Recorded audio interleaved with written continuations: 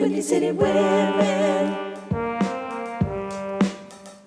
Windy City Women. Windy City Women. Two comedians. Windy City Women. Talking about some stuff. No. You tell Carmen what I said. Please give her Carmen, sweet nothing. Amanda says hi. She's giving you sweet nothings, but she also says, could you please get up so we can continue the recording of this podcast? I don't know. I think our viewers would love this view through over the top of Carmen's nose to Kells. I think they pretty much love it, but that's just me. Get up, cutie pie. Okay, come on, get up. Ready? Ready. All right, let's do it. Windy City Women is two Chicago comedians bringing you comedy and entertainment while discussing what's going on in our Windy City of Chicago, Illinois. My name is Amanda Costner. And I am Kells the Comic. Woohoo! And we're Windy City Women. I went opera there. I do want to start the hour off by thanking everybody who has subscribed to the podcast, and also thank you to our 8 new YouTube subscribers. So awesome. Thank you so much. We appreciate it. Also, we are on YouTube. We are on Facebook now. That's right. We got like over 100 people on our Facebook page. We got Instagram. We got Twitter. Where you at? We're there. We're just on all Windy the socials. We've taken over. Are you been doing okay, Kells? I am amazing. I couldn't be doing any better. Me too. And by amazing and couldn't be doing any better, yes, I did smoke before we started recording. I saw you smoke, and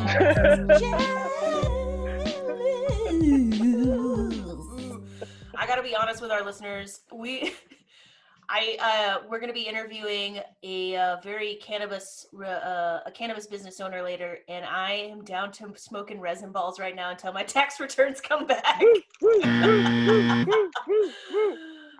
So everyone pray for me. Pray for her. So should we do a little what's going on? A little news? Definitely Global should get news? into this. What's going on? I've been waiting for this what's going on since it started going on. I feel like I know what you want to talk about most, but maybe I'm wrong. Is it the Kanye West meltdown? Or not meltdown, rally? I don't know what your interpretation is of this yet. Well, I want to talk about what everybody's interpretation is. Let's start it off with Kanye. Let's do it. He had a rally Sunday night. It was his first, right? It was his first of, I pray, many. Oh my God. Okay, I feel like we already know what your interpretation is then. Okay, question. Did you watch the whole thing? I feel like that was it was a lot. It was an hour long. Call me out, why don't you? Of course I didn't fucking watch that whole thing. I watched all the same parts everybody watched. I definitely saw him cry.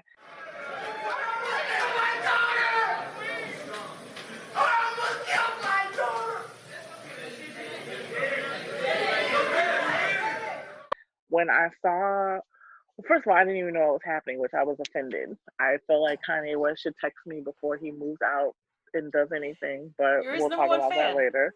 He needs to appoint you as campaign manager. And I think if he did, this would be a lot smoother because, of course, you woke up today. Today's Monday, guys. We're recording on Monday. And it was like, Kanye West has lost his fucking mind. Kanye West is bipolar. Kanye West doesn't have a brain. Kanye West is crying. Kanye West is depressed. Kanye West. And it's like, also, what if that's just how he communicates? Like, what if that's just him letting some shit off? And he said, did you hear the Harriet Tubman comment? I did. How could you not? I mean, like you said, if you're somebody who just watched the clips, it was like that clip, the crying clip, but mostly the Harriet Tubman, him talking about Harriet Tubman hit Twitter, I feel like before the fucking end of the rally. Well, Harriet Tubman never actually freed the slaves. She just had the slaves go work for other white people.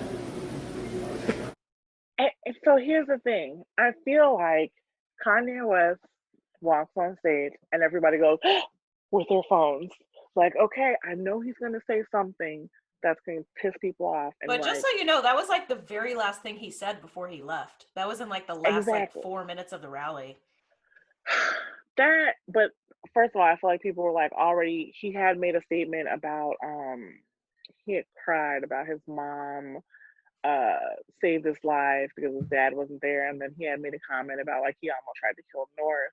Like he had definitely had his highs and lows before he got there. And what I'm saying is I feel like because of the whole slavery was a choice comment, people were waiting like, okay, he's gonna say something racist. And then as soon as he said Harriet Tubman, they were like before he even got it out, it was on Twitter. And Do you agree with what he said since you're bringing up the Harriet Tubman? Like, you know what he said. He said she did not free slaves, which is just absolutely 100% false.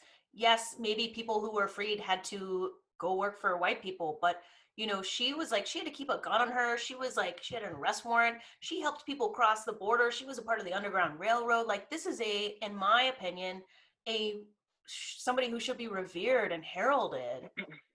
okay, so should Harriet Tubman be revered? Is she a hero, heroine, boss ass black bitch? Is she all of that? Yes, she is.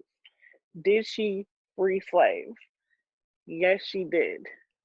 Is what he said false? Not necessarily. And the reason why is because what do you consider a slave? Like, she freed black people who were working for free and in terrible, terrible, terrible, terrible, horrible, abusive situations. She freed those people and let them go. When they were gone, were they not slaves anymore? Question mark. Am I a slave? I mean, Question what mark. you're essentially saying is that things are the same as what they were. I just So can't here's agree the with that. so here's the whole thing about the blanket statement about being the same. Things are not going to ever be the same because technology, period, just it grows, it changes, things changes, the world changes. That's just something that is constant. So slavery, in the definition of what slavery is, you would have to expect that that would change too. I'm saying if you are, hear me out, a black person who is not living and breathing in your true black authenticity, if you are getting up every day, going to a job that you hate with a racist boss sitting next to your racist coworker, purely doing this because you need a check to survive and you can't tap into, or you don't have the chance to tap into whatever creativity or entrepreneurship that would also potentially maybe help you because you really just need this job because you have to make ends meet, are you a slave? Or are you not a I feel slave? like I have to be careful here because I am not black. I don't know what it's like to walk in your skin, Kells. But nothing that you just said is even remotely close to work in the cotton fields and getting whipped with a cane if you even so much as, try to leave the property. I hear you, but also nobody does that now. Like, you see what I'm saying? Like, if that was a thing that was happening in mass, whatever, black people would still be the people that would be happy. What's happening now is police brutality. What's happening now is covert, just random big dick energy racism. Like, it's just craziness. Like, this was happening now. Like, what he said was offensive, and how he says things is offensive to the times and to what happened, and to hit, like, saying she did not free slaves. Like, she very well did free slaves. It is some slaves ancestors somewhere very, very happy that she pulled up with the pistol doing what she did. But did she free them into the same system where all black people did was work for white people? Absolutely. I have been working since I was 15 years old. I have only had two black bosses, and they had white bosses. Like, this is the last six jobs I had.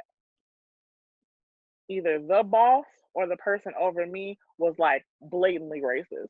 Like, I don't have to say your name is Mikkel. I'll say it's myself and I'll make it a joke. even though you're definitely reaching out and trying to tell me that this is your identity by saying that your name is Mikkel. Like, oh, crazy. And I was doing it because if I don't get this check, I can't pay rent. I can't have that. I was a slave to that system. And I feel like if he had a publicist or a woman that loved You don't him, think Kanye has a or publicist? He definitely has a not publicist. not one that gives a fuck. Kanye's problem right now is like, no, because it's cool to get on stage with your quote unquote purple hair because of the blue and red and with this ugly ass 2020 on your head. Like, if I'm mad at Kanye West about anything, I'm mad at how you was looking. Cannot agree You on looked a mess. anything when it comes to Kanye West. I thought that was my favorite thing about the rally was all that cool shit on his head. Exactly. Because what the fuck is you doing? Like that, you look a fucking mess, Kanye. And I get why you doing it and all that other stuff, but it's like, I feel like if he told somebody like, hey, this is what I'm about to say, then it went, ho, ho, ho, ho, ho, ho. I feel like he would be perceived a little bit better. And also, like I saw a post like on the shade room and stuff, and it was like, I hope this brother gets the help he needs. Yep, Do that's how you? Twitter reacted, yeah. Do you, or do you hope that you get a bunch of likes and you look sympathetic by posting this? Like, Yeah. I don't think that. I think it says my sister says a lot. It says more about the person who says something about the person than it does about the person. Like, Okay, well, here, his Harry Atomic comments aside, the reason I asked you if you had watched it is, yes, I did kind of want to bust your balls. I love busting your balls about your love for Kanye West. But also, it's funny that I use that phrase on this like Windy City Women podcast. Like, fuck me. Okay. Busting your boobs. I'm going to say that from now on. The reason I asked you was because I did watch the whole thing, and the biggest takeaway I had was actually not, I agree with you. I think the people doing that are absolutely doing it for likes, the people on Twitter or whatever, Reddit. It actually didn't look like a bipolar episode to me, if you watch it start to the end, although he doesn't look rational. I do agree with the masses in that sense. But because he's just saying things like, for instance, within the hour, at one point he was like, they're gonna say I'm crazy. He knew people were gonna say, like, he's saying these things and but he so, knows like people are gonna think he's crazy. But you're saying, okay, it didn't look like a bipolar episode, but it didn't look rational. And I feel like that is like in that he knew people were gonna take it wrongly. He knew people were gonna be offended. He could have gotten up there and said, you know what, guys? I'm very, very serious about this presidential run. I have been looking into foreign Kells? affairs. Is he? He didn't even sign up in time on all these states. That is what everybody's gonna say, no matter what he said. He knows that. So of course he's gonna come in with that energy, because if whatever he said, if he would have said God, somebody would have got mad. If he didn't say God, somebody would literally. Well, that was my original point, Kells. The whole entire hour, all he did was preach. It looked like it was more appropriate for a church. It did. He mentioned God almost. He didn't go 5 minutes without mentioning God. He literally said this at one point. I wrote down some notes. Like, he said, this doesn't have anything to do with anything except God and God's purpose. And I have to say to you, like, if you are actually serious about Kanye, which everything that you're telling me sounds like you are serious about him, you know, he has no place for anybody in this country that is atheist, that is Hindu, that is, you know, a Buddhist, or that doesn't believe, you know, everything he is talking about, that all his plans and everything he's trying to get people to believe in has to do with God and Christianity and Christian religion. I think I'm conflicted for two ways in this thing. So one, I think that he knows that he's not going to be president of the United States. Let's start there. I don't think that this is a serious attempt. I don't think that this is I do not think he genuinely wants to lead the world from a presidential standpoint. What I do think is that he is genuinely trying to spark alternative thoughts. Like, he's all about free thought and all this other stuff. And I feel like as much as that being his intention, people won't push through. So what you were saying about the whole he's not leaving room for atheists and all of this other stuff. The money that we spend says in God we trust. Hey, I Literally, fucking hate that. Most of the but people what who I'm aren't saying Christian is, fucking hate that shit. but so what I'm saying is he is literally not doing anything different than what every other president has done. When he get in, he's gonna put his hand on that same Bible, not the Quran, not a piece of paper. No, it's gonna be a Bible. They're gonna say they're gonna have the what's that shit? The some type of like Bible breakfast shit that they have. Like all this shit is tied up into some type of whatever. And to be like, oh, but you're doing it is like, yeah, that's what you got to do to be president. That's literally the blueprint. If You're he would telling have me got he's doing that to fall in line and that not that he actually believes all that stuff? Because it seems extremely genuine and sincere. so no, I do think it's genuine, sincere, and I do think that he believes that stuff. But I also think so if everybody gets to believe what they believe, if he believed that and he want to be president, like I don't think that he's gonna come to your house and be like, listen, if you're an atheist, then you can't follow these policies. I also don't think hypothetically if he did become president that he would even because we got Congress and Senate and all these stuff, like he would not be able to impose some horrible, like huge Christian whatever. I think his thing is this is me. This is literally what I want to do. And if you resonate with it, cool. If you don't, you was gonna vote for all this other stuff anyway. I honestly think like he's probably gonna fuck around and break some like fourth or fifth or ninth wall with us because I think what all of this is to begin with is just him saying like, why the fuck do we care so much? Like when black people get mad about him wearing a MAGA hat, that's amazing to me because whether he was wearing Make America Great Again or America Wasn't Shit or whatever he was writing, him voting or subscribing to this system is just as detrimental. Like, because the system is fucked up. Like, we still don't ever get to the point, and I feel like that might be his point. Like, you are every time you look at Kanye, you look at everything except what you could look at, which is he is the first black man presidential candidate that came up that didn't have any political background, that came up and really was on some quote unquote free thought. My man came up there with a purple motherfucking haircut with 2020. Have you seen that before in a presidential candidate? I have not. Okay. And what the bottom line is, all of the same stuff that we have been seeing from presidential candidates has not worked. So how are we so quick to be like, but I know Kanye West won't work? How? Oh, Kells, because we do. We got to move on. We can't talk about Kanye. All I'll say is Kanye got a new album dropping July 24th. Do I think that's a coincidence? Hail to the no, I don't think that's a coincidence. Hail fucking no. Okay, we've been on Kanye. We could probably do a whole fucking episode about Kanye. We got to get on, though. We've got an awesome guest later today in the episode. Another news segment we've got going on is schools. Everybody's talking about whether schools should get back in session or stay remote. What are your thoughts, Kells?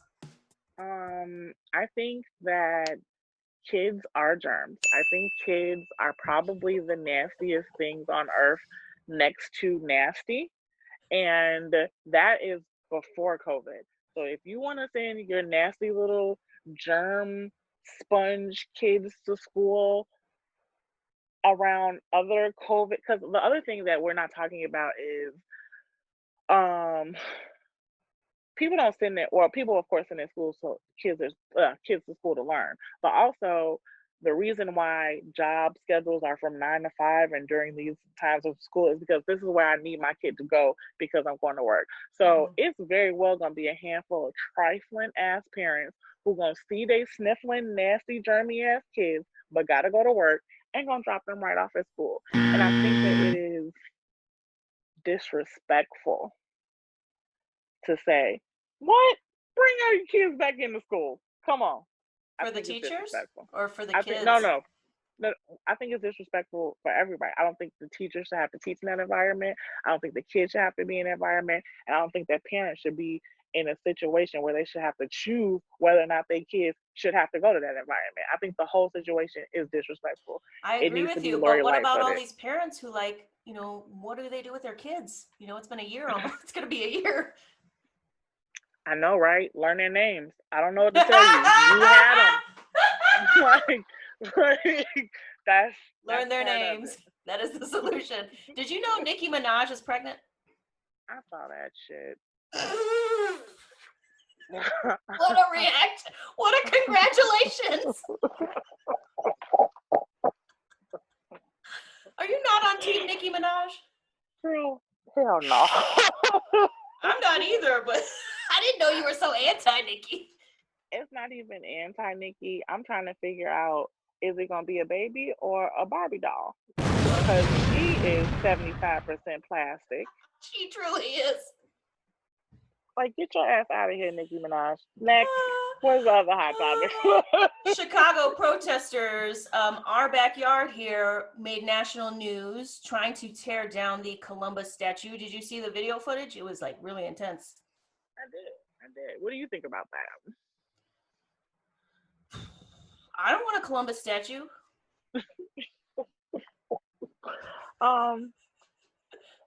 Do I feel sorry for the police officers as they're getting shit thrown at them and they had no choice?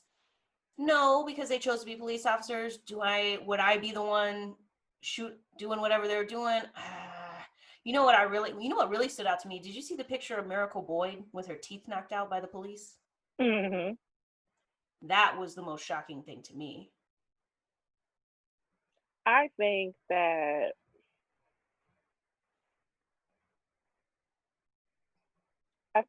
if you are a police officer right now, you're probably also in, what is that, BDSM? What's that shit where you like people like beat your ass when you have sex and shit? Like, you are a glutton for abuse. Like, that is the type of shit that you're on. You can't pay me to be a police officer. Did you know my dad was a cop for a few years? Oh man, Amanda. You know what he told me? He told me that half of them were psychos, returning from war, or high school quarterbacks just wanted to carry a gun around. This is a man, I don't normally, well, actually, I'll talk shit about anybody, so I don't know why I was going to qualify that. Just so everyone knows, I'm estranged from my dad, so I'm biased, but he, this is a very racist man, and he was a cop. And the racist was telling me how bad the other cops were. And this is, I have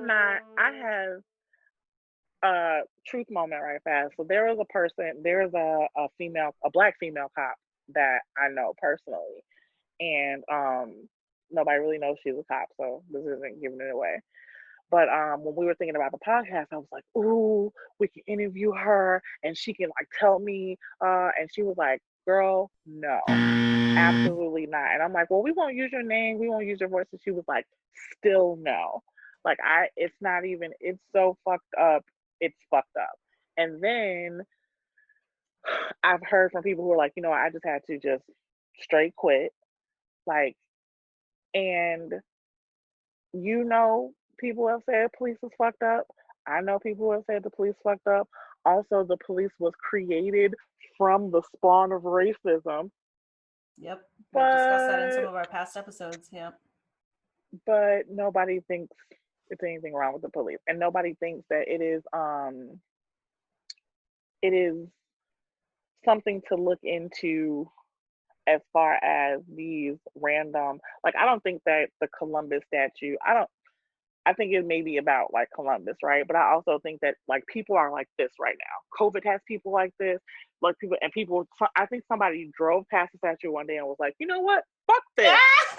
Fuck this.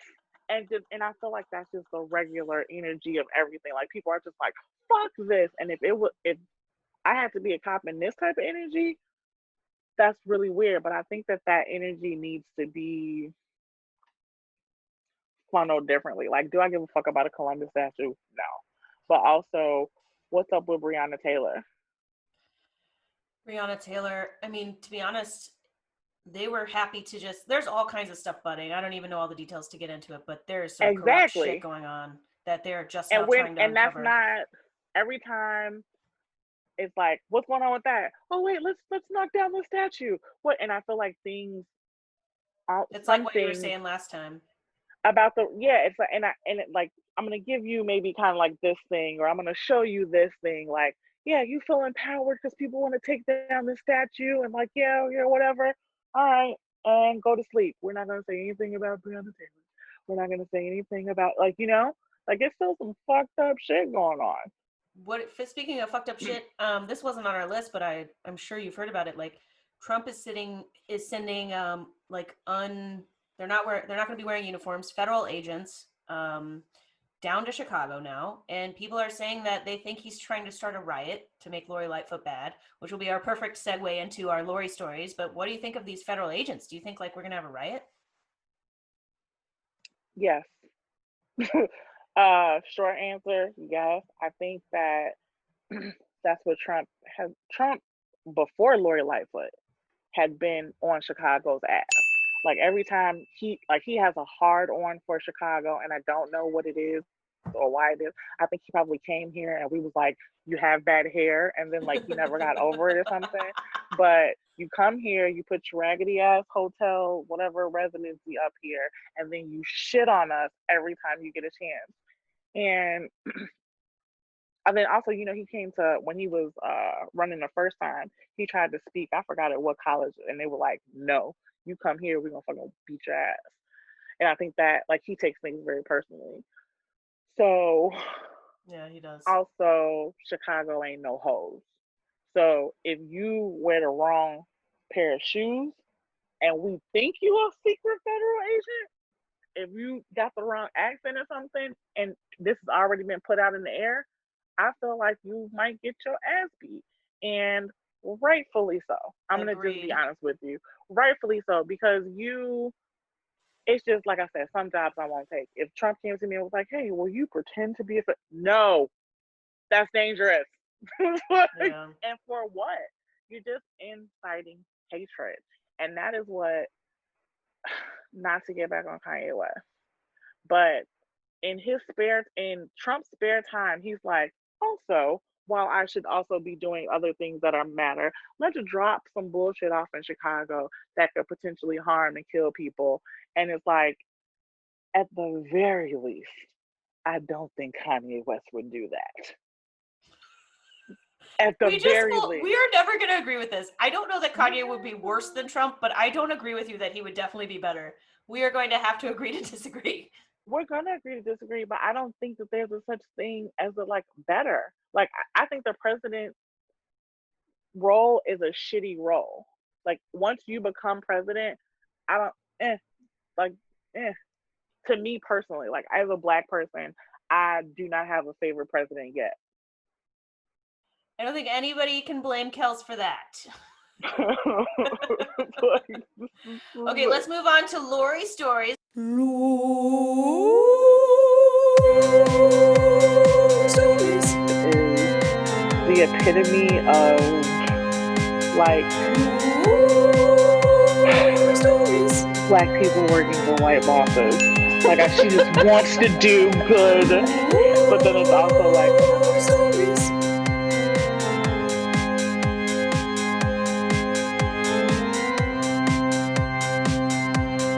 my favorite segment of the hour, where we talk about our Chicago mayor, Lori Lightfoot, which we already kind of mentioned.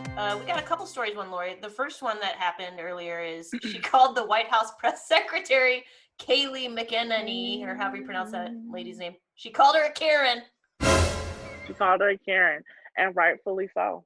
And rightfully so. She was acting very Karen-y, and she got her Karen due. So. Did you know what she said? She said something along the lines of like, "Watch your mouth, Karen," like that song. Mm-hmm. Watch your mouth. And I think so. Here's what I really think is happening. Lori Lightfoot hired a new social media manager, and I think the person is like, I'm gonna say this, and she looks at Lori Lightfoot like, can I say that? And she goes, okay. I don't think that this is like genuinely Lori Lightfoot who can't even put a nice outfit together saying these things. She's pretty old. She might not know all the vernacular.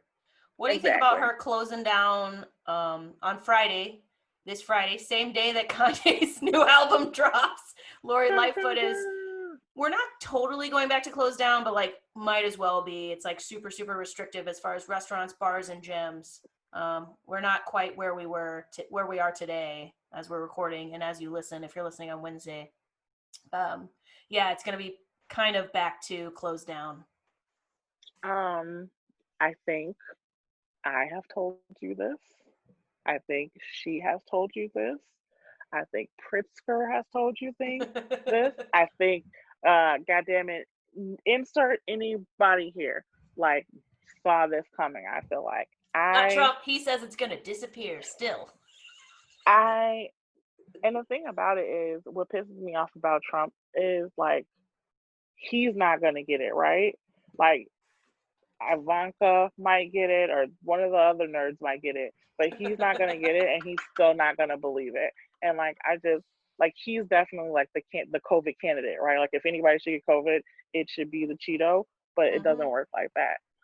I think that Lori Lightfoot is again put in a terrible position because I see all the comments like under there. They're like, you're trying to like restrict our freedom and you don't want us to live. And it's like, I do want you to live COVID free, and also don't give it to me. I don't want that shit. So I support it. I think that we should not. I don't think that we should have went to phase 4 in the beginning, to be honest with you. I think we were like really excited, and I said we were going to try to get that summer money, but it didn't even make sense because all of our tourist attractions you couldn't do anyway. No Taste, no Jazz Fest, no Gospel Fest, no Stand Next to Me. So how could you have made the money? So I have a friend who's a comedian, and she was supposed to come for a comedy festival, a queer comedy festival that got rescheduled, of course, like back in April.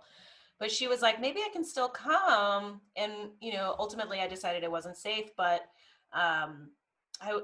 one thing I said to her was like, okay, maybe it would be fine if you came, but like, what are you going to do? Yeah. You can't do anything. Yeah, my sister, she like dropped in like right before the travel stuff hit or whatever. And she is in Texas, and Texas is like, woo, run around naked. Like they don't care. And so when she came, she's like, oh, before I leave, let's go get brunch. And I was like, how? And eat it at mom's house? Like, what do you want to do? And she's like, no, like Google where to get brunch. And it's like, we were not having the same conversation. Like, what? Well, I mean, I think that's a testament to how piecemeal the whole nation is doing this. In other countries, they're fucking moving on. They're past this shit. They locked down as a country. They came together. They had the leadership. They're moving into their phase whatevers. Even fucking Italy, which was a fucking fire of a dumpster storm, even Italy is moving on right now. In America, we're still like, our president's saying it's about to disappear, even though we're at, what are we at now? 140,000 death toll, 60,000, I can't remember, 100. It's definitely 100, at least 130,000. And now, instead of opening up, a couple of months ago like we should, because we politicized wearing masks and all this stupid stuff, it's going to be a year and a half, 2 years. Yeah, because we can't. The other thing about it is we can't just like 2020 is the epitome of it could have just all been in an email. And I feel like now that it has been proven that life can be lived in an email, people are like struggling with it. And it's like, just fucking do it. Do it for like another 6 months or however long we have to do it so you can finally not do it. But also, hey, Jobs, I don't want to go into your buildings anymore. Couldn't agree with you more. I feel like this is the big thing we're on the same page on today, Kells. I agree with you. I feel like even my friends who agree with us about the seriousness of it, I feel like there's always this desire to push things. And part of me understands that. Of course, we're all human, but I'm also like, if we didn't push things, then we could be out there right now getting naked and not worrying about dying. I mean, but also it's hard. Like I went to a friend's house the other day and I hadn't seen her in so long. And like we were practicing social distancing or whatever, but I'm very mushy. So like when I leave, like I want to get a hug, and it was like really weird. I was like, like, do you like, I don't know how to, and that is really, really weird for me. I went to like a family member's birthday party. We had on masks, and it was like, is this offensive? Like it's a lot of things that you have to worry about, but also please don't touch me and wear a mask around me. Perfect way to end the news segment. but also please don't touch me. I wish that's how we could end this whole pandemic, but also please don't touch me. We've got an amazing guest for you listeners and viewers coming up. I think you're going to really enjoy this segment, and I think we should bring her on, should we? Let's get it going. We should. Yeah.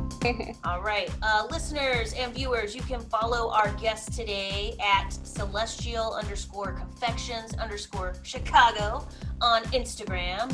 She owns, manages, and runs a business that specializes in edibles as well as healing confections. Here today to talk to us about what it's like to be a woman running an edibles business in a post-legalization world. Please welcome Sarah Jo. I feel like I just want to like hype up too. Yeah, hi. Get hype. Yeah.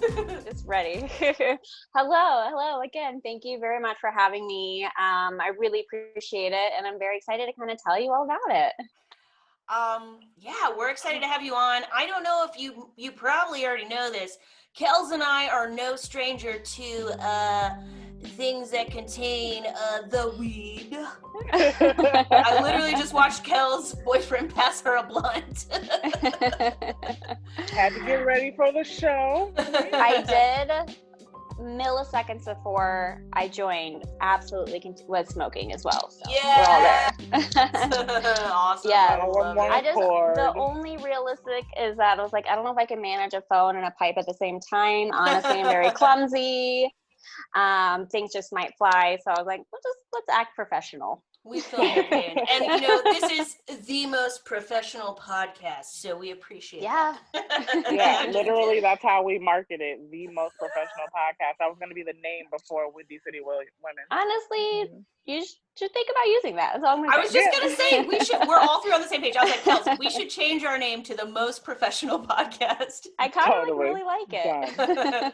Okay, so I'm just gonna jump in here if that's cool, Sarah Yes. Jo. Alrighty. I was perusing your Instagram page and your treats looked really, really awesome, like super delicious. Thank you. But I noticed that you say on the Instagram page that you only sell them at events, and I have to ask, are these events that you cater like the most fun events that have ever existed? Because people are like all high.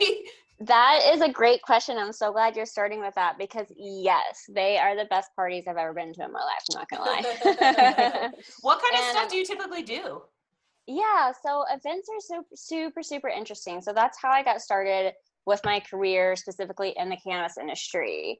Was I came in, and I guess before I tell the story itself, the events, to answer the question, are a wide variety of vendors at any type of like event space. So sometimes you have events where they're like really just like chill and low key and in the back of like a large auto garage. And it's like very urban and plays a certain type of music. You got a certain type of clientele. And then sometimes you do events and it's very like vintage, beautiful architecture and like fine art and wine. And it's just like there's a wide variety of like types of events there are, but there's always going to be relatively the same group of cannabis vendors that operate in Chicago. So other cannabis vendors.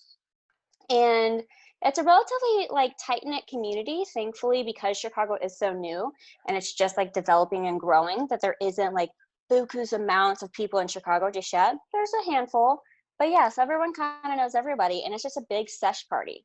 You've got people ranging from 10 to 30 different vendors at any given event, selling a wide variety of things from edibles to homemade bath care products to different types of like exquisite bud and flowers and resins and any type of thing you can imagine. And I have learned so much about the wide varieties that are at Well, speaking of learning, events. sorry, Kells, I want to give you a chance. I feel like I'm hugging this, but speaking of learning, can you actually get high taking a bath with some soap that has some weed I in was it? just gonna ask that, Amanda. See, that's what I wanted to know. The answer sadly is no. Ah. No. You cannot get high, but your body itself can use a very medicinal dose, and it can relax to a point that it feels very like euphoric and calming and tranquil, and that itself can feel like a high. But in terms of typical cannabis ingestion, no, it's not. You could not get high from topicals. Is that the what's not THC, but the stuff that's been legal for a while now? CBD. CBD. Mm-hmm. Okay. Yeah, so that is exactly it. So when you look at a cannabis plant, the two main categories that exist in every type of cannabis plant, whether it's hemp, THC, CBD, if you want to, I can certainly kind of go through the history of what those different plants are, as there's so much confusion behind them.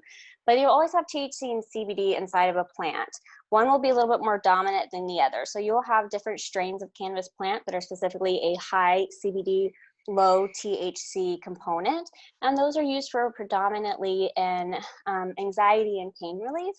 Versus THC can be used more for just the all over like euphoric high that you get. So if you smoke cannabis, for example, that's a high CBD bud, don't expect to get very high, but you'll be very relaxed in your body. So that's probably what the ministers are smoking right now. Yeah. Or need more of.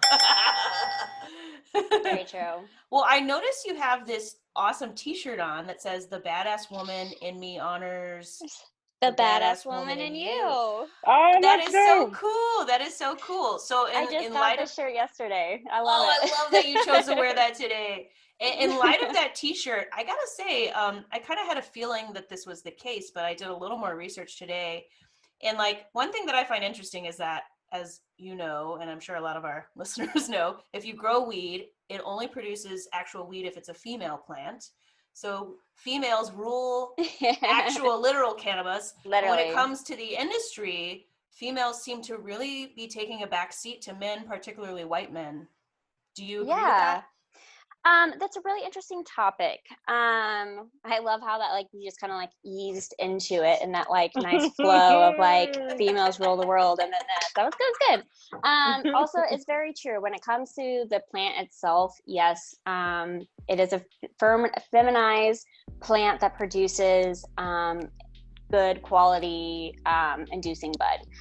But yes, the industry itself was something that I had zero knowledge in before I started. Absolutely none. My history was that I grew up on a farm in southern Missouri, and I grew up very like conservative white Catholic family, so like as far from the spectrum as you can imagine. And I was just like destined to continue to be like, you know, a farmer's daughter my entire life. But long story short, I grew, I cultured, I traveled the world, did my own thing, became my own woman. And I have always loved working with herbs and being a part of nature and being super connected to the earth. And that's a part of like growing up in a poverty-stricken rural environment where you literally grow and use everything that you have. And the other aspect is just a part of who I am and my spirituality. And so long story short, this last year, I lost my corporate job. I lost my corporate job in Chicago. I was living the big city dream. I had my big corporate job. I was still broke. Let's be real. Everyone in Chicago is broke. Chicago ain't like, cheap, listeners. let's not like pretend it's something that it wasn't. I was still broke. But I then lost my job like suddenly. And I again grew up having to kind of live a lifestyle fighting for survival. So I immediately went into like survival mode. How can I make money? What can I do? What can I be crafty with? What can I sell?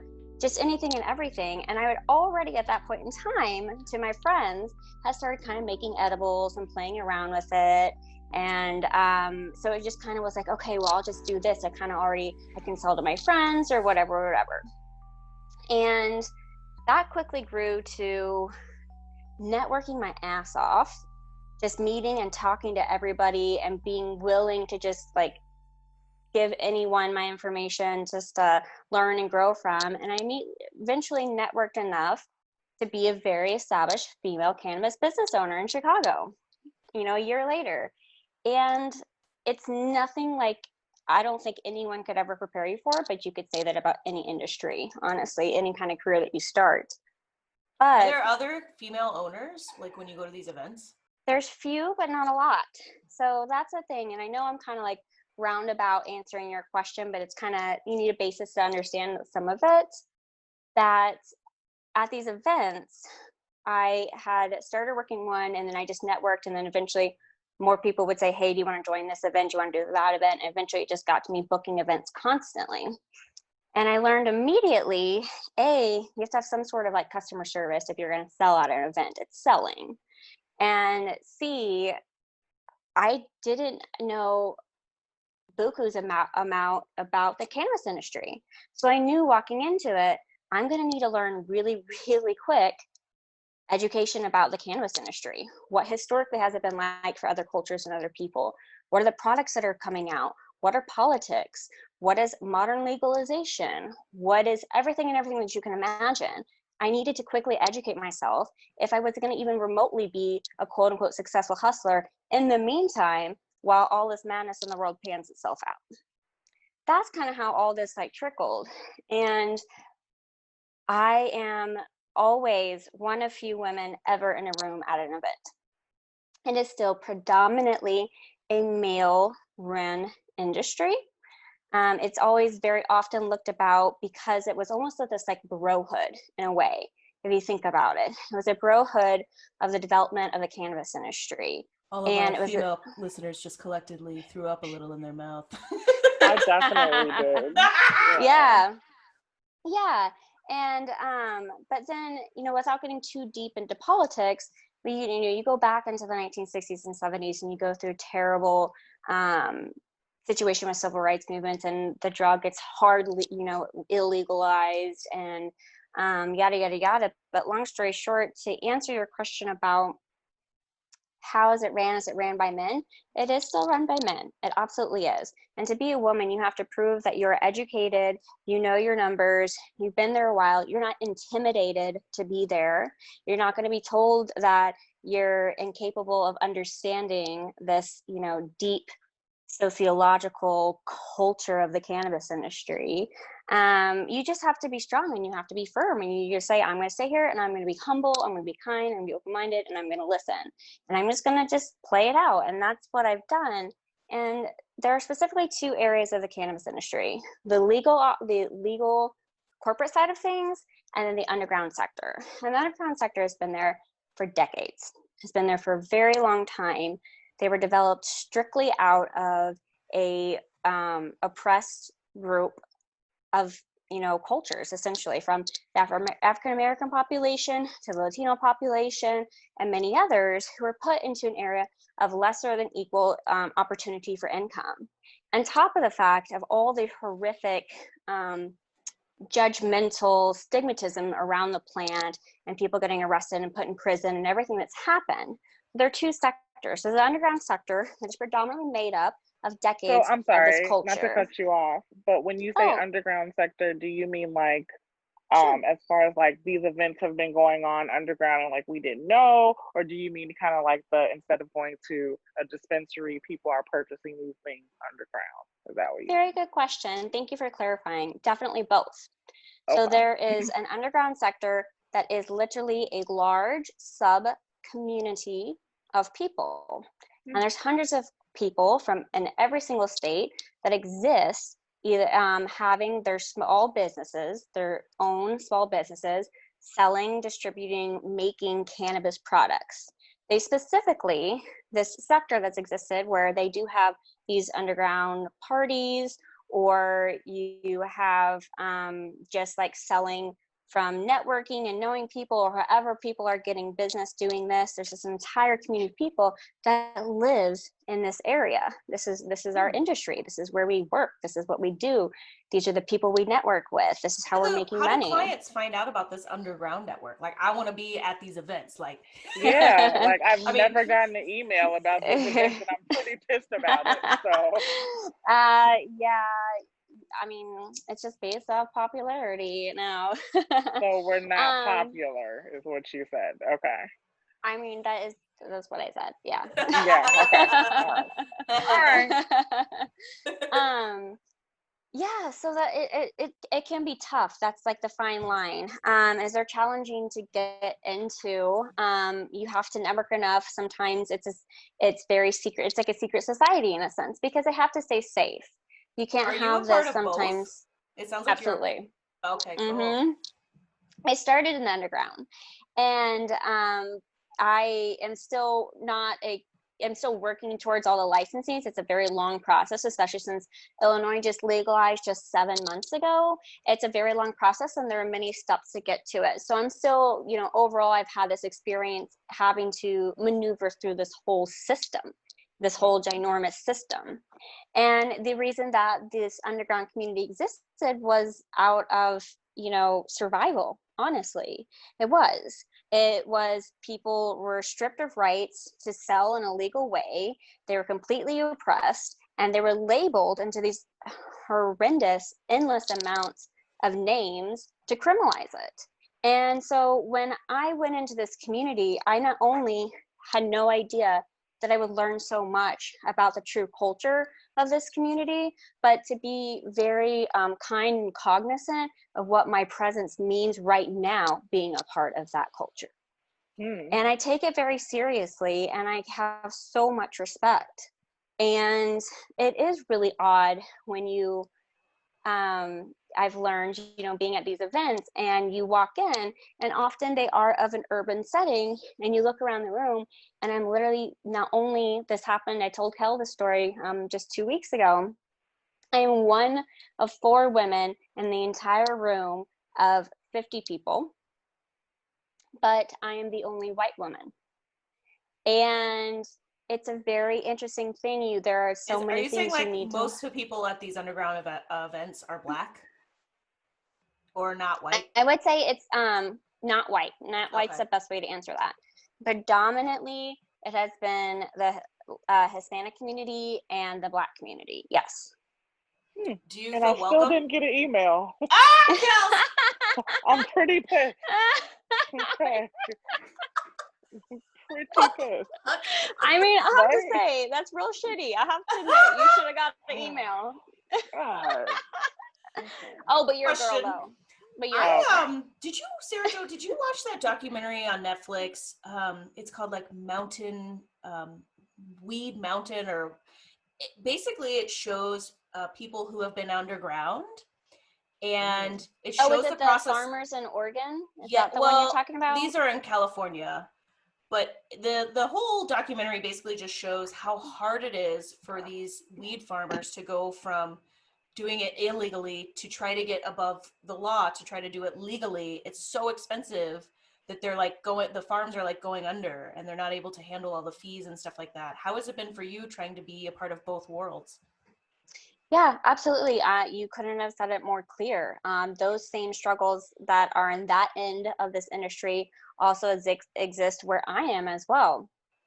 It is incredibly, incredibly difficult to get a full legal license and to be fully operating as a dispensary, as a grower, as an investor, whatever it may be. Just like politics, it pays to play. You cannot, in a reasonable amount of time, work your way to get all of the license and the finances panned out unless you already have that money to begin with. It just is impossible. It sounds like it's only the opportunity is only there for like privileged, wealthy people then. Correct. So that's why there's been a huge backlash with the slogan saying, "Keep your corporate greed off my weed." You know, yeah, which is a fun one, but very true, because every single year it's a $30,000 license just for the license themselves that you have to pay every single year. In addition to it's one of 3 licenses. Isn't it one 30 grand? It's not one 30 grand fee. It's 3 of them, and they add up to 30 grand. It's a federal, it's a state, and then it's additional like health and safety, like one.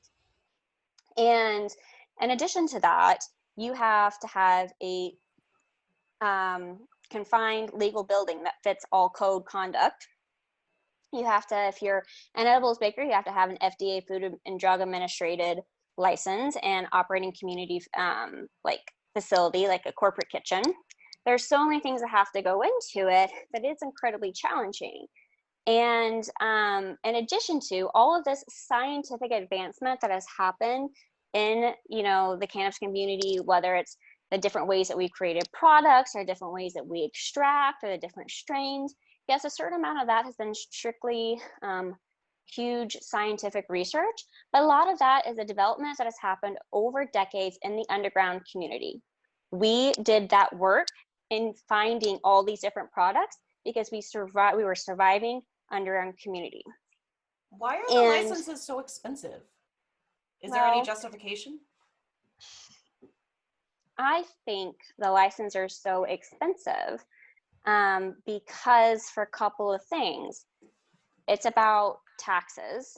It's about the government wanting to control this legal, now entity and industry because it makes so much money.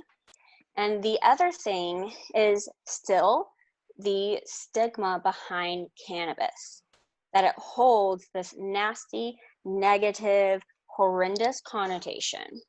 And that is just very factual. That is still a stigma that exists towards this community, towards the development of this product, the way majority of my family views my business. I mean, it's very prevalent. I would, sorry, Kells, I want to give you a chance. I wouldn't mind hearing you speak more on your family.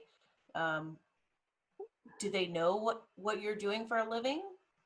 And it sounds like some of them do and don't approve, maybe. Yeah, that's exactly it. I kept it from almost all of my family for a significant portion of time, which was hard, trying to start and run a brand new business and learn a brand new industry and how to be successful, all of that kind of on my own. But I'm stubborn. I'm very stubborn, I guess you could say. But that being said, I grew up in a very conservative Catholic family, and I knew that they just could not understand.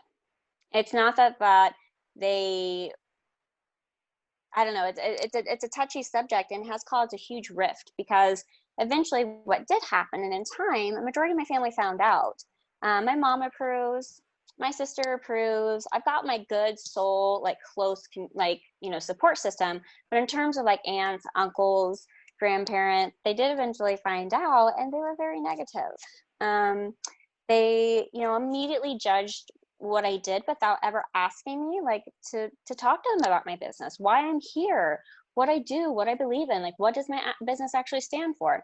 So unfortunately, I think it's on their loss. But yeah, I don't have their support. And that just goes down to politics as a whole and the state of our country in general, period. I mean, honestly. Yeah, it sucks. Do they think you sell crack or do crack or something? Because that's usually what Black people think. If they are disapproving of the weed, it's usually because they think that it's we're doing crack or selling crack. Because crack is Black. I mean, no. I kind of had a similar. I was just marketing. I wasn't smoking weed that they knew of. I was just marketing for a startup that was trying to do this weed maps type situation. And when certain people found out, they were like, "Oh my God, she's probably going to be strung out soon. I don't know what this is." And I was just like, wow. This you walked really into a room crazy. and it was 8 of your family members. Yeah. Wait, I'm sorry, Kells, did you crazy. say you were marketing weed maps? No. It was a company that was trying to steal weed maps idea. And I was kind of like, well, that's here already. But, I wanted to see where it went.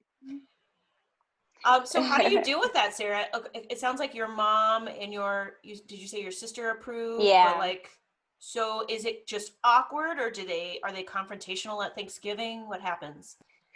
Well, unfortunately, I haven't had a lot of in-person conversations about it, so I get to relatively avoid it, I guess, up until I have to. But unfortunately, where it was left at the end was the removal of them from my Facebook, and a you personal have to letter. Sometimes. Yeah, and I did personally reach out and tell them that it was very, very disrespectful and very dishonorable the way that they chose to treat a human being, let alone their own family member, and that I was very disappointed in their actions, to be honest with you. I was a kid, but I'm going to tell my elders that it really was very unacceptable behavior to treat a human being that way. And it was really hard. It was really hard for me. Yeah. It even gives me a little stress and anxiety talking about it now, but at the end of the day, I just don't stand for that type of behavior. It's a progressive world, and there's a whole lot of love out there for us to grasp and to treat each other with. And there's just like no room left for people who aren't interested in actually seeing the world for what it is. Well said. And yeah, and the cannabis community has really helped me to connect and be around a lot of like-minded people, and it has really grown to be a very healthy thing for me. And so I wholeheartedly back it up. I'm doing what I love. Now, I may be a still broke small business owner, but I'm doing what I love. And I know a little something about that. yeah. I mean, I jokingly said that you know, the last of our checks, our unemployment checks are coming next week for most of us, and I was like, cool, it's back to reality, back to being even more broke. But have you seen a lot of business disappear for you since COVID started? Are you even able to survive, or it sounds like you're relying on unemployment? Yeah, so I was a little bit of both. In some ways, my business has really taken off since COVID, and I joke it's because everybody wants to get high now. Because what else are you supposed to do when you're locked in a house? So in some ways, it has grown, but I've had to continue. I work every single day, as any other business owner does. You work every single day. You keep trying. The cushion of the unemployment's been really nice and very blissful, but now it's back to reality. It's back to how I was when I started, when I didn't have a job, and I still made it work. And I feel incredibly determined to be here, especially now that I feel like I'm an advocate for women in this industry. It is really hard, and you got to have some tough skin, and you got to not let anybody intimidate you. We are capable of educating ourselves, and we are capable of running our own businesses and being successful. We are capable of being leaders. And that's a perfect line of thinking, because I was just going to ask you if you have tips. I feel like there's so many women out there. I talked to one just today on Instagram. She's kind of goes back and forth on starting this business idea she has. Do you have advice for women particularly, but for anyone really, who is starting their business, especially right now? Like, it's freaking scary. Yeah, it's very scary. And it's scary every day. And I think the first advice is it's not going to stop being scary. Life just doesn't stop being scary. It's fucking scary. It just is all the time. But it's just determination, and it's determination of like self-love, like not allowing anybody else to write or script the life that you live. I choose it, and maybe that's a privileged way of thinking. I'm not sure, but it's just forcing or giving yourself the opportunity to do whatever you want without really apologizing, like to stop apologizing for living the life that you want, or starting that business, or failing at that business, or whatever it may be. You just got to push and try anyways. And it's been hard. Yeah, it's been really hard. I'm not going to lie. There are moments where I've certainly lost money, or I made a bad decision, or I made a bad buy. And I had many, many nights of being very doubtful that I couldn't keep pushing through this each week or each day, or I'm going to fail, or something's not going to pan out with all the thing with legalizing and trying to work through all those things. I mean, there's so much self-doubt you can fill your head with, but you just get up each day pretending like you're already the queen of the world. Just pretend that you are, because you are. We all are. And you seem just very queen-like, Sarah Jo. I gotta convince me. I'm convinced with this badass T-shirt and your like advice. I'm gonna go start 8 businesses right now. I swear to fuck. That's the best compliment. Thank you. Thank you. But I'm just all about the sisterhood. And one thing that I started just right before COVID, and a mutual friend of Kells and Maria. Oh, actually, I think you know her now too, Maria Cunningham. I know Maria. She was one that came to this, but I started Women, Wine, and Weed dinner parties, where it's an open setting for 8 to 12 people of women from diverse backgrounds, some in the cannabis community, some not, to be in a safe and healthy and open environment to consume cannabis while being surrounded by women and talking about like any kind of modern topic. And they have gone so well and have been so therapeutic. that I'm actually now moving towards planning more like weekend retreats and like doing it in Airbnbs and nature settings.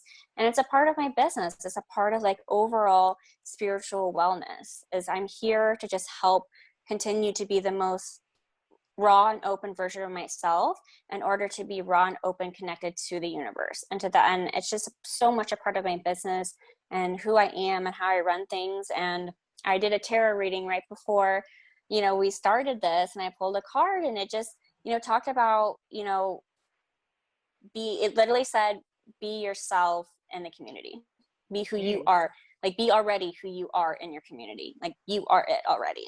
And so There you go. Okay. yeah. Do you ever just Um, eat all your products? Sorry, Kells. Amanda, Sarah Jo, you don't have to answer that. You don't. Because of course Yes, the answer would be yes. But like you're like, shit, I can't pay rent. I ate all my business. it is hard. I'm going to tell you what, the very first time I made an edible, I'll tell you that story for my business. It was a whole batch of them. So unfortunately I poisoned everyone that I gave this edible to. But it's a learning curve. You have to learn how to work with this plant. You have to learn how to manipulate it and to make all these products. And I just followed the recipe that I saw online and decarved the bud, did the butter, and made brownies. I was like, that's the very first thing I'm going to do is a classic brownie. I to this day wish there was some way for me to have truly tested the potency of this, but I fucked it up in such a way that it was so extremely high potency that, and I'm not even remotely being dramatic, I've never in my life been as high as I was the very first time I made my own edibles. The thing about that is you're saying long. you fucked it up, and I'm hearing you perfected something. Like I'm confused as to where this is going. We just found your next new product, Sarah Jo, the fucked up brownies. Right? Everybody listening is like, I want some fucked up brownies. So, it makes so much sense. Yes. Well, the short of the matter is when you consume cannabis at such a high potency for anyone's body, and it's different for everyone's body, when you hit that extreme level, your body does start to shut down and reject it as self-defense mechanism because you're essentially overdosing at that point. And unlike other substances like, you know, narcotics or alcohol, you know, you can essentially die from that. It is incredibly rare to die from too much usage of cannabis. But at high doses, what happens is your body absorbs as much as it can, and then it cannot consume the rest. So it tries to reject it in a couple different ways. One is you pass out. You get so tired. Kush coma. Yep, Kush coma. And a lot of people jokingly are like, oh yeah, I passed out. That's funny. Like, yeah, it's funny. It didn't harm you, but you did that because you took too much. Amanda. Hey, I am victim of that all the time. I am victim of getting too high in social situations a lot. That happens, or you get physically sick. You will start to throw up, you will get nauseous, you will get headaches, you will feel very unwell. And so unfortunately like all the above happened to me that night. I was throwing up, I had a headache, I was shaky, I had like what's called a hangover high for like a day later. It was just wouldn't stop. Not fun. And that's certainly not something I ever want any of my customers to feel. Okay, have it your way. No fucked up brownies. We only have about 5 minutes. Just to let you know. So Kells, I wanted you to get anything you wanted to ask Sarah in. I know you were saying that there was a spiritual part to it as well, and I kind of just wanted you to touch into where the spiritual healing part comes into your company. Thank you. Yeah, thank you. So I classify myself, when people ask me what my business is, I say I'm an herbal energy healer. So I work with a wide variety of herbs to help, herbs and earth elements help heal the mind, body, and soul. So cannabis is one of those herbs, but I work with a huge variety, from calendula, mugwort, wormwood, chamomile, lavender, eucalyptus. I mean, the list goes on. I work with them in a very spiritual way to help heal the body. So I do that with either one-on-one tarot readings and rituals and cleansing with crystals. I use these different types of herbs and different types of joints. I blend them with cannabis, but other types of medicinal herbs that you smoke or you use in teas or in baths. I have pain relieving ointments, stuff for skin conditions. So I just work with herbs and I do them to help heal your body. And so yes, I do have edibles and that's great, but it's actually not the face of my product or the face of my business. The face of it is just being an energy healer that works with herbs. Wow. So most of the stuff most of your product is actually non-cannabis related? No, cannabis is predominantly still there. Okay. But not every product has it. Got it. So if I kind of go through them, each week I do an edible. It's a rotational edible. It's small batch. I don't make bukus, large pans of them at, fast-paced, exhaustingly spend time doing it. It's just a small batch to kind of keep the quality and the quantity at a really peak freshness. And then I also have a 500 milligram pain relieving salve, which is my favorite product that I do hand make, and it's all organic. And you take CBD and THC bud and 10 other herbs, and I slow infuse it in oil for 8 hours after it's been decarbed. And then I blend it with raw shea butter and a bunch of other very aromatic essential oils. So it's very therapeutic, and you use it for tension headaches, muscle pains, aches, bruises, menstrual pain, just all over KitchenAid for pain relief. That's awesome. Well, we're running out of time here, so I wanted to get. Oh, yes. We're going to put all your information here in the description of the episode, but I know people can follow you on Instagram. Is there any other place people can find you that they need to be looking? Because our listeners are going to want some of this delicious shit. Absolutely. So besides the Instagram, you can also email me directly at celestialconfectionschicago@gmail.com. I'm always happy to help. For anyone who ever needs to, answers or questions, please do reach out. And thank you, ladies, so much for letting us be high and ramble and talk about the industry and be goofy together. Thanks so much for coming on. You're the best. I love it. Thanks. Bye, ladies. Have a good day. Have a good day. Awesome. Thank you. Listeners, make sure you please, if you're listening to us on whatever podcast app you're using, please leave a review if you can, or just leave us those 5 stars or whatever stars you think we deserve. It really helps us a lot to build up our viewership. Kells is whispering pot. Also, if you have any questions, we're at windycitywomenpodcast@gmail.com. We would love to, if you have a topic suggestion or, follow up or anything, hit us up. We're on Twitter and Instagram, as Kells said at the beginning of the hour. We're also on Facebook, facebook.com/WindyCityWomenPodcast. And then our Twitter and Instagram is @WindyWomen. All of this is going to be inside the description and the link on YouTube and the link on our podcast, as well as Celestial Confections. We're going to have all that linked up. Please go follow Celestial Confections Chicago on Instagram. She's got amazing products.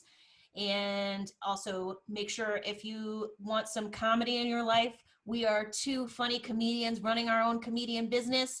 We got Kells the Komic. Could you spell that out for us, Kells? KELLSTHAKOMIC. Guys, it's Amanda's fault. The reason why I'm singing so much now. It's her fault. I've warped her. Yeah, make sure you hit up @Kells the Comic. She's everywhere. I am also everywhere @Amanda Costner, spelled just like Kevin Costner, COSTNER. And thank you so much for listening to us. I really, I know I said at the top of the hour, thank you to our new 8 subscribers on YouTube, but thank you to everybody for listening. We're a new podcast, and we're really enjoying ourselves. And if you do have a moment to rate, like I said, it would mean so much to us. Thank you, guys. And also, Amanda said it, but I mean it. No, seriously, rate us 5 stars. I thought you were going to say it seriously. Thank you so much. No. I love you. I love you so much. All right, everybody stay safe out there, okay? Wear your mask.